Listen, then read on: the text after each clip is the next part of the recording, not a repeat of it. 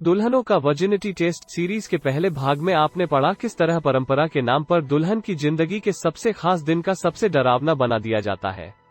आज पढ़िए कुकड़ी प्रथा का एक और घिनौना पहलू जो और भी ज्यादा डरावना है। कई परिवार ऐसे हैं जो खुद चाहते हैं कि दुल्हन कुंवारी न हो और वर्जिनिटी टेस्ट में फेल हो जाए।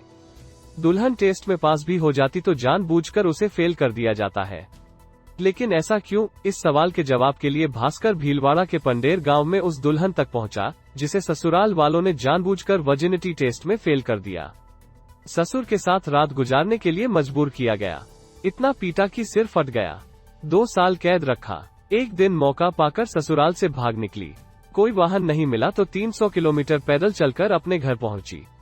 पीड़िता 2 साल से अपने घर पर मां के पास है, लेकिन आज भी शादी के वो 2 साल नहीं भूल पाई है। भास्कर रिपोर्टर ने बात करने की कोशिश की तो साफ इनकार कर दिया। अपनी मां के काफी समझाने के बाद अपनी आपबीती सुनाने के लिए राजी हुई। पढ़िए वर्जिनिटी टेस्ट का सबसे घिनौना सच उसी दुल्हन की जुबानी। मैं भीलवाड़ा के पंडेर की रहने वाली हूँ। पिता नहीं है, माँ ने हम दोनों बहनों को पाला। न जमीन थी न जायदाद, माँ ने दिन रात मजदूरी की। पाई जोड़कर 4 साल पहले मेरी शादी जयपुर में तय की। लड़के वालों ने बताया था लड़का मूक बधिर है लेकिन नौकरी करता है। माँ को लगा बेटी जयपुर जैसे शहर में आराम से रहेगी। हैसियत से बढ़कर शादी की, 2 लाख रुपए का दहेज भी दिया। शादी के बाद माँ मजदूरी करने जोधपुर चली गई थी। ससुराल वालों ने मेरे साथ कुकड़ी की रस्म की। ब्लड आया था लेकिन ससुराल वालों ने वो चादर ही छिपा दी। दूसरी चादर दिखाकर मुझे गंदी गंदी गालियां दी। मेरी माँ को फोन किया, तुम्हारी बेटी कुकड़ी प्रथा में फेल हो गई है, इसे लेकर जाओ, हम नहीं रखेंगे। इसके बाद उन लोगों ने पंचायत बिठाई और मेरी माँ से 6 लाख रुपए मांगे। पैसे नहीं देने पर आए दिन पति, ससुर, सास, जेठानी मारपीट करते थे। मुझ पर ससुर की गंदी नजर थी। साथ सोने को कहता। मेरे ससुर को अपने बेटे के लिए तो पवित्र दुल्हन चाहिए थी, लेकिन खुद मुझ पर गंदी नजर रखता था। गलत तरीके से मुझे छूता, अकेली पाकर जबरदस्ती की कोशिश करता। वो चाहता था कि मैं उसके साथ, लेकिन मुझे ये मंजूर नहीं था। विरोध करती तो मेरे साथ मारपीट करता। मैंने यह सब अपने पति को बताया तो उसने मुझे झूठा बताया और मारपीट की। इससे ससुर की हिम्मत और बढ़ गई।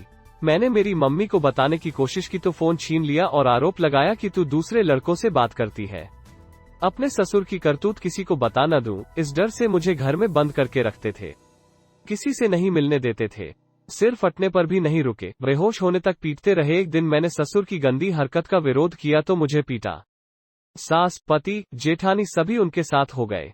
सबने इतना पीटा कि मेरा सिर फट गया। खून बहता रहा तो भी उन्होंने मारपीट नहीं रोकी। बेहोश होने तक पीटते रहे। होश में आते ही मैंने सोच लिया था कि यहाँ से भागना ही होगा, वरना ससुराल वाले जिंदा नहीं छोड़ेंगे।